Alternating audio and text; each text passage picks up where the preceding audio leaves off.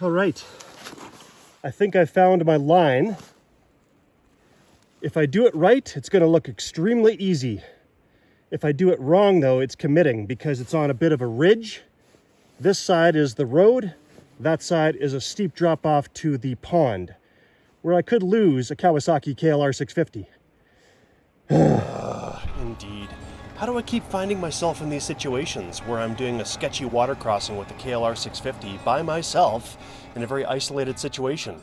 Well, on this day, all I wanted to do was take a nice gravel road ride up 6 Mile Lake Road, which is just north of Nelson, BC, and end up in Lemon Creek. It's a fun little loop. I've done it before, but I found myself doing this kind of sketchballs water crossing. It wasn't that deep, but there were a lot of obstacles beneath the water. Thank goodness I don't have to do that again, I thought to myself as I continued on my merry way until I came to this. Well, I'm up on 6 Mile Lake Road, and it's rough and it's overgrown quite a bit, and there's a nasty water crossing that I came to, and I just kind of did it before I thought about it, and it was deep-ish, but there was a lot of loose, big stuff underneath that was making me bounce around, and I'm like, whew, I hope there's no other water crossings like that ahead because I'm by myself. And I'm glad I don't have to do that again because I'm by myself. But now I see that the road ahead is closed because of fire stuff. So that means I'm gonna have to backtrack and do that horrible water crossing again. Not horrible, but it bounced me around, and it could be a recipe for disaster. I am not looking forward to this water crossing. It was enough to fill me with a little bit of adrenaline last time, and I just did it without stopping to think about it. Now I've been thinking about it, and I'm apprehensive and nervous. But there's no other option. I'm gonna have to do it again. All right, there's no putting it off any longer. I've got to do this water crossing again for the second time, and I don't want to do it. What's made it even worse is that I kicked up some mud from last time, so before it was all nice and clear and I could see the obstacles, now it's just muddy water. And that's not the worst of it there. That's the worst of it right there. It's deep-ish, and there are some loose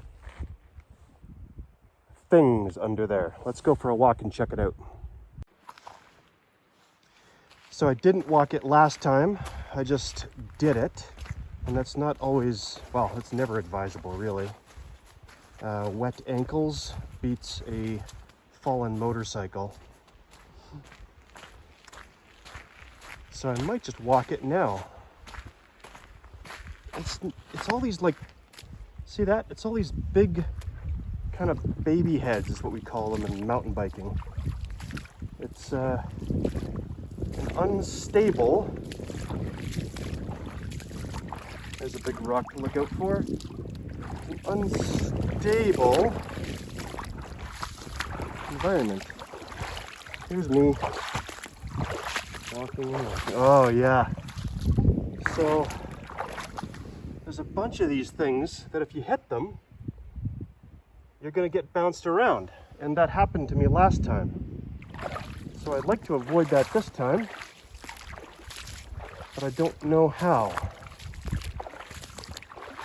Should I actually move the rocks, or should I just memorize where they are and take a run at it?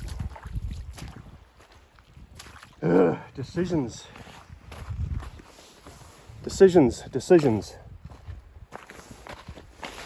I don't know if that looks... It's not that bad. It's not that deep, except for those hidden obstacles.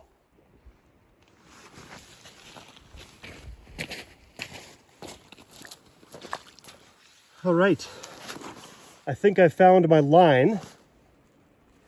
If I do it right, it's going to look extremely easy. If I do it wrong, though, it's committing because it's on a bit of a ridge. This side is the road. That side is a steep drop off to the pond, where I could lose a Kawasaki KLR 650. But last time I went straight through the middle and I hit a couple of those big obstacles, and I do not want to do that again. So I'm going to try to skirt the edge. Wish me luck.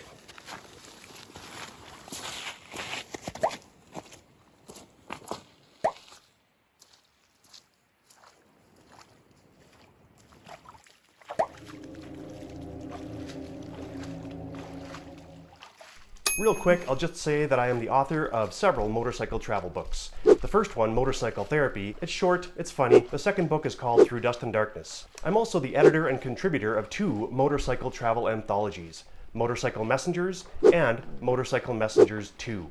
Ask for them by name at your local independent bookstore.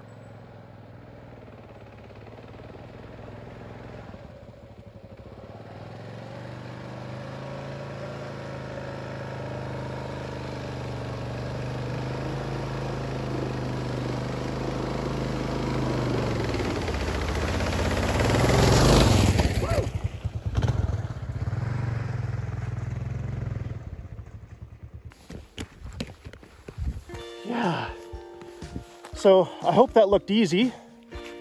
That was my intention, to make it look easy. I wish I had my camera on going the other direction, because like I say, it was a lot deeper, the line that I took, and I hit some of those big rocks and it bounced me around, and it must have looked a little bit more challenging. That line that I took there, easy-ish, but committing because of that pond. I could have lost the bike that way. And fortunately, I made it through. Not the toughest water crossing, but I am by myself. So my recommendation to you is to, if you're gonna challenge yourself in the backcountry, travel with somebody, carry a spot, tell people where you're gonna go, and have fun.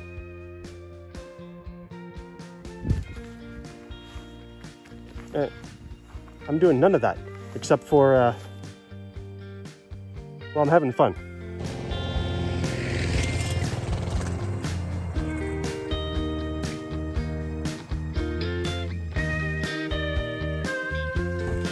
Whew. It's really beautiful up here. But I'm breathing heavy because, well, I'm running back and forth for my camera.